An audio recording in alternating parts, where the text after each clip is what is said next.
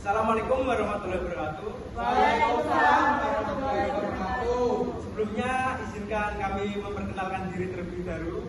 Nama saya Agung Kiratmoja Abdin 1. Saya Melody Rizkina Oktaviani, nomor absen 21. Saya Farida Tiana Aulia, nomor 13. Saya Usmia Fidawanisa, nomor absen 15. Di sini kelompok kami ingin mempresentasikan tentang peristiwa pertempuran Ambarawa.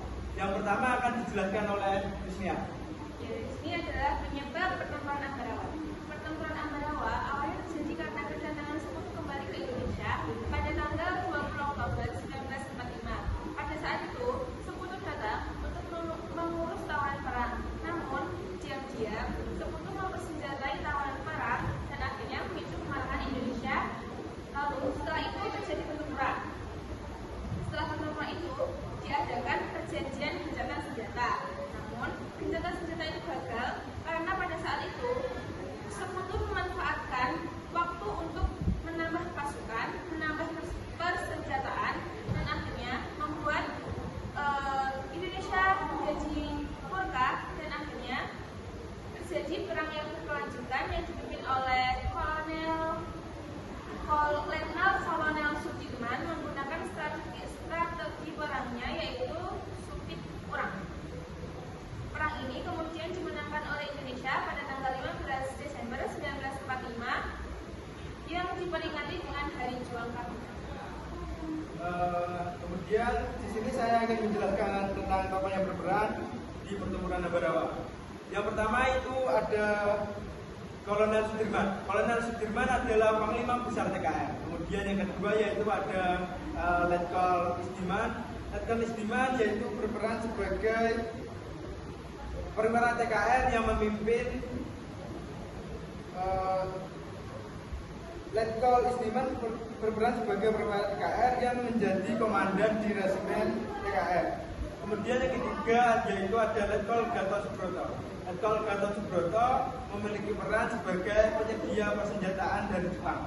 Kemudian yang keempat yaitu ada Kolonel Jatikusumo. Kolonel Jatikusumo memiliki peran sebagai komandan divisi 4 yang memimpin penaklukan.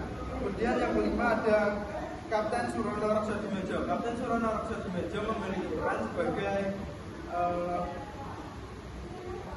yang berada di bawah pimpinan Letkol Gatot Subroto. Kemudian yang keenam ada Sarbini Martodiarjo. Sarbini Martodiarjo yaitu menjadi salah satu pemimpin pasukan resimen dari pusat. Kemudian dijelaskan oleh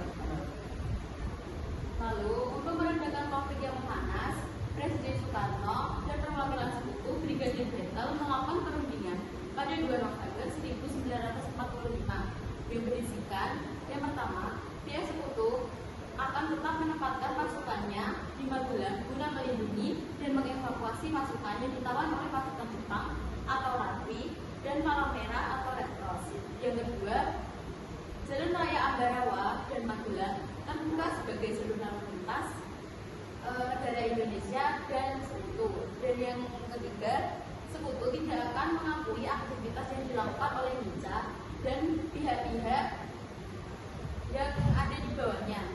Selanjutnya akan dijelaskan oleh Sanita. Kronologi singkat dari pertempuran Ambarawa. Pertempuran Ambarawa ini berlangsung dari tanggal 20 November 1945 hingga 15 Desember 1945 antara pasukan TKR dan Sekutu. Awalnya pasukan TKR di bawah Mayor Soeharto bertempur melawan Sekutu. Namun Sekutu mundur ke Ambarawa dan melawan serangan balik. Lalu